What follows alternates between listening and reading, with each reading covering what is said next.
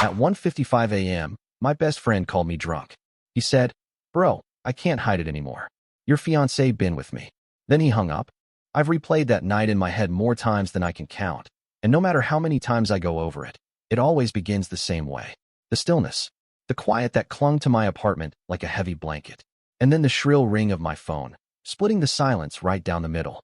The clock on my nightstand glowed 1:55 a.m. in sickly green numbers. I almost ignored it. Almost. But something about the tone, the drawn-out vibration, made me roll over and grab the phone. The name flashing across the screen wasn't random. It was Jonah, my best friend since middle school. When I answered, the first thing I heard was his breathing, ragged, uneven, the kind of gasps you hear when someone's either been running or crying. Then came his words, slurred with alcohol, but sharp enough to cut through me. He said he couldn't keep hiding it anymore. Said he'd been with Kara, my fiancée. Then the line went dead. No argument, no explanation, no chance to respond. Just silence. My phone screen went black, and I stared at my own reflection in the glass for what felt like forever. At first, my brain fought it. Told me it had to be a sick prank. Jonah had a dark sense of humor, sure, but he wasn't cruel like that. Except, there had been signs, hadn't there? Late nights Kara brushed off with vague excuses. Jonah dodging my calls the past few weeks. That lingering glance between them at dinner 2 Fridays ago. Small things I shoved aside, because who wants to think their fiancé and best friend are capable of something like that? But at 1:55 a.m., with the taste of bile rising in my throat, denial wasn't an option anymore. I got out of bed so fast my legs tangled in the sheets, nearly sending me crashing to the floor. I pulled on jeans, grabbed my hoodie, and jammed my feet into sneakers without socks. Keys, wallet, phone. That's all I took. I didn't even think, didn't plan. My hands just knew what to grab while my brain screamed inside my skull. The drive across town blurred into a smear of stoplights and empty intersections.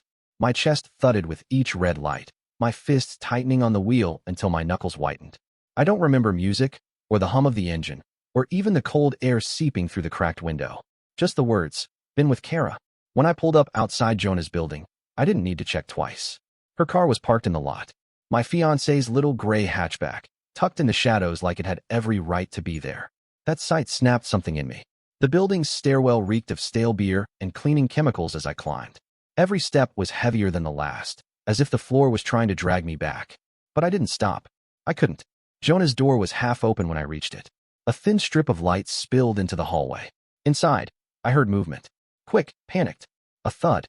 Then her voice. Low, frantic. I pushed the door wider. The first thing I saw was a couch blanket crumpled on the floor. 2 wine glasses on the coffee table, one tipped over, dripping red into the carpet. Jonah, half-dressed, clutching his wrist like he'd smashed it against something. And Kara, my Kara, standing frozen in the doorway of the kitchen, her hair a mess, wearing the t-shirt I gave her 2 years ago. The room spun. I didn't shout, didn't demand answers. I didn't need them. Everything I needed was right in front of me. I reached into my pocket, pulled out the small velvet box that had been sitting on my dresser since the proposal, and set it down on Jonah's console table by the door. The gesture felt heavier than words. The sound of the box hitting the wood, soft, final, made Kara's shoulders collapse. Behind me, I heard a door creak open. A neighbor peeked out, wide-eyed, whispering something down the hall. Jonah cursed under his breath, tried to step forward, and stumbled. His foot caught the table leg, and he went down hard. There was a snap, maybe his wrist, maybe something else. He howled, rolling onto the carpet. I didn't move to help him. The neighbor's whispers grew louder, calling for the night manager. Footsteps echoed in the stairwell. Suddenly the hallway was alive with voices. Someone asked if they should call the cops. Kara finally spoke, her voice shaking, words tumbling over each other. Something about a mistake, about being late, about a test in the bathroom. The word test hung in the air like a blade. Jonah's face twisted when he heard it. I looked at both of them, then at the box on the table, and said nothing. When the night manager arrived, clipboard in hand, I showed him my call log. 1:55 a.m. incoming call. Jonah's number. That was all the evidence I needed. He nodded, scribbled notes, and told the crowd forming in the hallway to back off. I turned and walked out.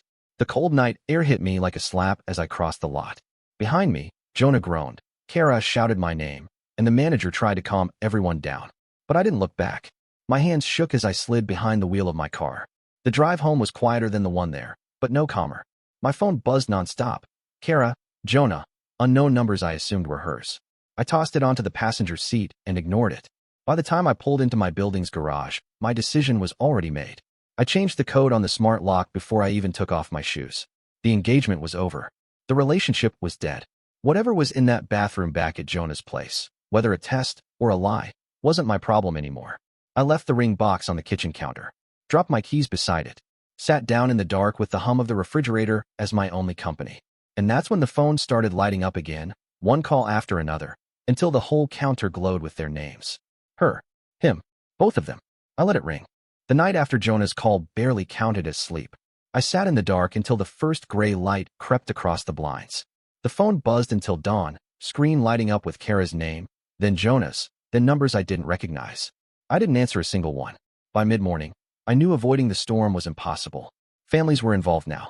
Parents on both sides had already pieced together something from the unanswered calls and the whispers bouncing around group chats.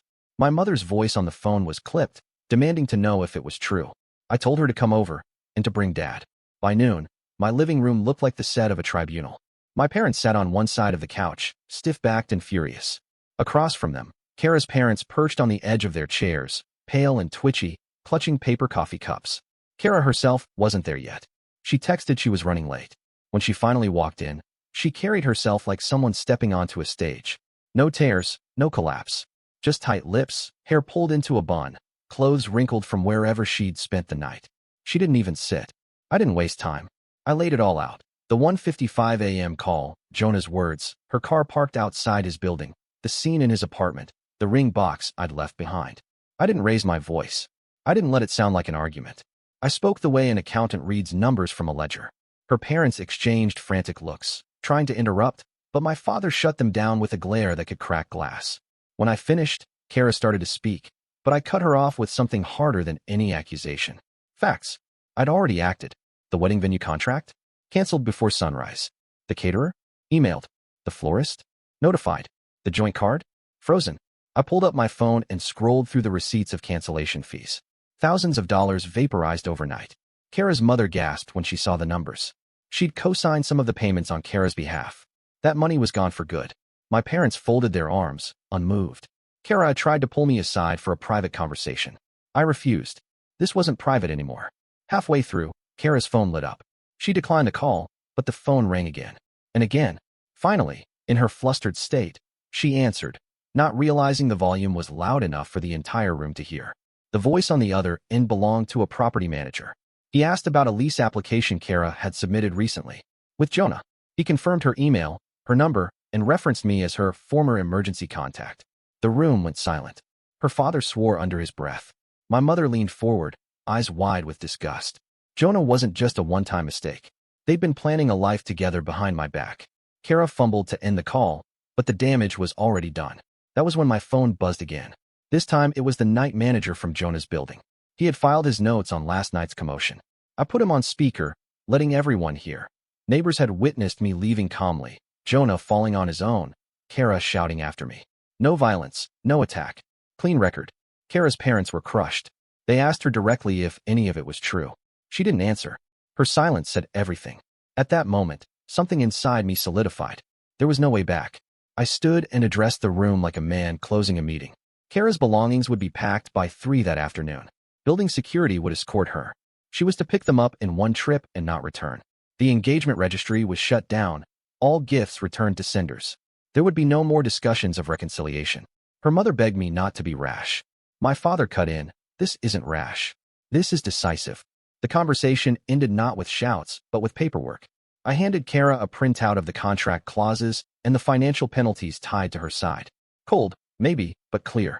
When she left, dragging her parents behind her, she didn't look back. But as the door closed, I noticed her hand resting briefly against her stomach. That strange word from the night before, test, resurfaced in my mind like a stone breaking the surface of still water. Pregnant. Maybe. With Jonah's child. I didn't say it aloud. Not yet. Because the moment wasn't about her. It was about me reclaiming my ground, staking my line in the sand. When the living room was finally empty, my parents stayed behind for a few minutes. My mother hugged me tighter than she had since I was a kid. My father didn't say much, but his hand on my shoulder said more than words. And then they left too, leaving me alone again, surrounded by the quiet hum of appliances and the wreckage of a life that had collapsed in less than 12 hours. But this time, Unlike at 1:55 a.m., I wasn't paralyzed. I was clear. This wasn't an accident. This wasn't a single slip. This was betrayal woven into weeks, maybe months. And it wasn't going to vanish into whispers or apologies. The storm had broken. Now came the reckoning. The following week should have been filled with final checklists, rehearsals, and seating charts. Instead, it was about cancellation fees, legal clauses, and damage control. The venue had called me directly, asking me to come in to finalize the cancellation paperwork. I didn't want to see Kara again, not in person, but contracts don't care about emotions. They wanted both of us present because the bookings were under both our names. So I agreed, but I didn't walk in blind. I brought Elena, my sister, and one of my co-workers, Malik, who'd offered to come as a neutral witness. I needed people I trusted to see everything firsthand. The venue manager, a sharp-eyed woman named Priya, greeted us with a folder so thick it looked like a lawsuit waiting to happen. She guided us into a conference room with glass walls overlooking the main hall. A hall that should have hosted our vows was now prepped for another couple's ceremony. Kara arrived 5 minutes late, parents in tow. She looked worn down, eyes ringed with sleepless nights, but still carried herself with that stubborn defiance I'd come to recognize. And then, as if fate wanted to push the knife in deeper, Jonah showed up too. His wrist was wrapped in a brace, his other hand holding a bottle of water. He slid into a chair with a smirk that only made me clench my jaw harder. Priya wasted no time. She opened the folder and began reading line by line. Lost deposit, catering penalties, floral charges. The numbers stacked higher and higher, each one slamming into Kara's parents like body blows. I kept my face blank, but inside, I savored the justice of watching reality bite. Most of the charges were tied to Kara's side of the contract. She had insisted on managing the vendor bookings, calling it her domain. Now, her domain came with bills that would gut her savings. As Priya went through the breakdown, Kara tried to shift blame, claiming I'd acted rashly by canceling everything overnight. But I slid my phone across the table, screen lit up with timestamps. 2:30 a.m., venue cancellation confirmed. 3 a.m., caterer. 3:15 a.m., florist. All in my name, all logged, all triggered immediately after Jonah's 1:55 a.m. confession. Her parents stared at the screen like it was a death sentence. Then the unexpected happened. The glass door opened, and a woman stormed in. Someone I didn't know, but Jonah clearly did. She was shaking, red-eyed, clutching her phone. I'd later learn her name was Madeline, Jonah's on-and-off girlfriend. She'd been tipped off by a venue staff member who recognized him walking in with Kara. Madeline unleashed a fury that silenced the room. She listed dates, receipts, nights spent together, all overlapping with my engagement. Jonah's mouth opened and closed like a fish, no words coming out. Kara's parents shifted uncomfortably in their seats, realizing their daughter wasn't just tangled with my best friend, but also wrecking another woman's relationship at the same time. Madeline's accusations filled the lobby until Priya called staff to escort her outside. But the damage was done. Now there were witnesses beyond just me. That's when Kara played her last desperate card. She announced she might be pregnant. The words froze the air in the room. Jonah's smirk vanished. His face drained white, his fingers tightening on the bottle until it crumpled. Kara's mother gasped. Her father rubbed his temples like he could rub away the shame. I sat perfectly still. Inside, my heart pounded, but I refused to let it show. If it was true, it wasn't my problem. Not anymore. All I said was, "You two can figure that out together." Priya, rattled but professional, pushed forward with the signatures. She slid contracts across the table, collected initials, and confirmed penalty amounts. When the last paper was signed, the deal was done. The wedding was officially erased from the books. But just as I thought the circus was over, Jonah muttered under his breath. He said he'd fix everything by telling people I had attacked him the night he broke his wrist, that I'd snapped, shoved him, and then ran before anyone could intervene. His voice was low, but loud enough for me, and unfortunately for him, loud enough for the venue assistant standing by the door. The assistant straightened and spoke up. Lobby cameras had captured everything, audio included. Jonah had bragged earlier to a staff member that he planned to frame me. That footage was already stored in the venue's system. Jonah froze. Kara's head dropped into her hands. Priya gathered her papers, announced the meeting concluded, and walked out before the tension could combust. I left without another word. Outside, the afternoon sun felt unreal. Like I'd stepped out of a courtroom into a world that kept moving while mine had been dragged through fire. Elena and Malik flanked me, silent but steady. Behind us, I heard Jonah call Kara's name, panic lacing his voice. I didn't turn around. I just kept walking, each step pulling me further from the wreckage they'd built together. The day after the venue meeting, Kara texted me a long paragraph about talking things through. I didn't reply. She followed it with voicemails, half pleading, half angry, shifting between apologies and accusations. I deleted them all. By evening, the building's security desk called me. Kara had requested permission to collect her belongings with 2 friends. I agreed on one condition. The escort had to stay with them the entire time. No wandering. No drama. When they arrived, I stood in the hallway, leaning against the wall as security buzzed them in. Kara looked exhausted, her friends carrying collapsible bins like they were on a mission. They swept through the apartment, scooping up clothes, shoes, toiletries. The silence between us was heavier than shouting could have been. But as they left, one of her friends tried to bait me. Muttered something about how I'd regret losing someone like her. Kara kept her head down, but when they brushed past my car in the garage, one of the bins scraped the side mirror. The crack spidered across the glass. Not an accident. Security logged it immediately. I filed the report without saying a word. That was the first ripple. The second came 2 days later when Jonah's attack story started spreading in whispers. He told people at his gym and his job that I'd broken his wrist. But thanks to the venue assistant, I was ready. The lobby camera footage, with audio, was enough to shut the rumor down. I didn't need to share it publicly. All it took was a lawyer's letter reminding Jonah of defamation laws and the venue's willingness to testify. The lie evaporated before it grew teeth. Kara, meanwhile, was drowning in numbers. The wedding vendors weren't backing down from their penalties. Her parents, embarrassed and furious, refused to cover everything. She sold her designer handbags online, then her old jewelry, trying to scrape together enough to avoid collections. She even tried approaching me for shared responsibility. I forwarded her the contract documents with her signature circled in red. That was the end of that. Then came the message I'd half expected, half dreaded. Jonah texted me a photo of a lab slip. A paternity test. Positive. The child was his. There was no apology, no explanation. Just the slip, as if sending it to me made me part of it. I archived the message in a folder labeled closed. I refused to let their mess bleed into my life any further.